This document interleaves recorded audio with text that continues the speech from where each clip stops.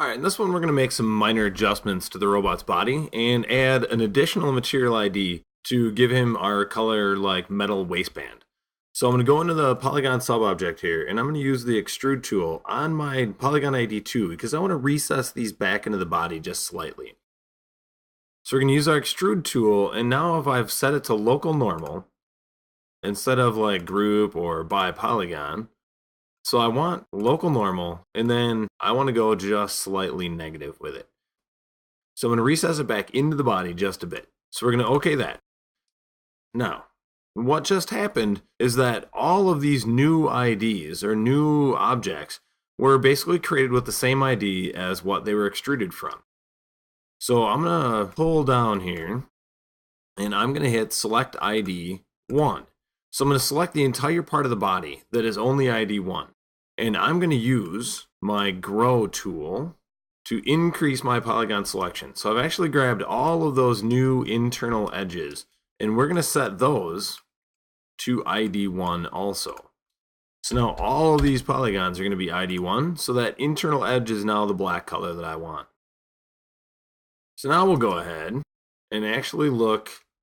We're going to right click our guy here, go to object properties, make him see-through again. So we can see through to the band that we had on the back. I'm just going to grab all the way through, and that's pretty much the set of polygons that we wanted originally for kind of a differentiation of his body here. So we're going to make these ID 3. So when I hit enter, those are now a new ID.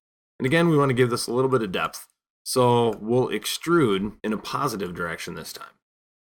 So we'll extrude those out slightly and OK it. Now, all of these have that polygon ID 3.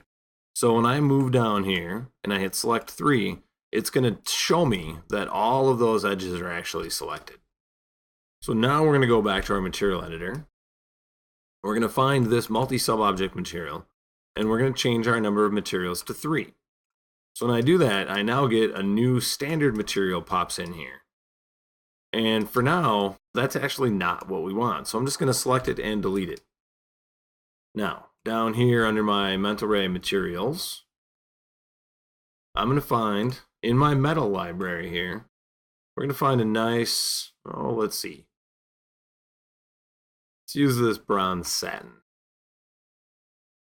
And we'll just connect that into ID 3.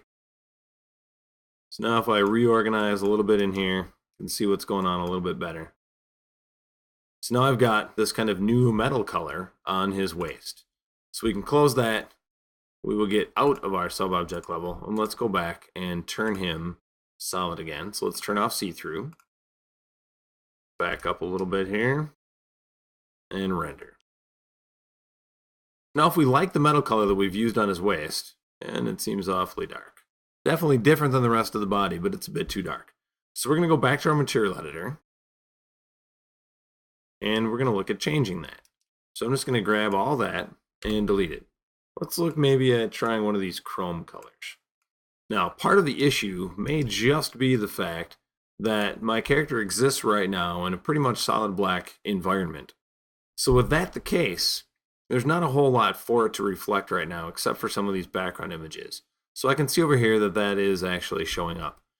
One thing we can try, if I go to my rendering menu up at the top and I go to environment, I can change my background color to something other than solid black. So as we just give this a bit of an environment to exist in, we may see a pretty drastic change in how that metal looks. Alright, so the metal on his whole body actually changed quite a bit because of the environment that it's surrounded by now. So we'll go with that for now, knowing that if we choose to, we can always change it later.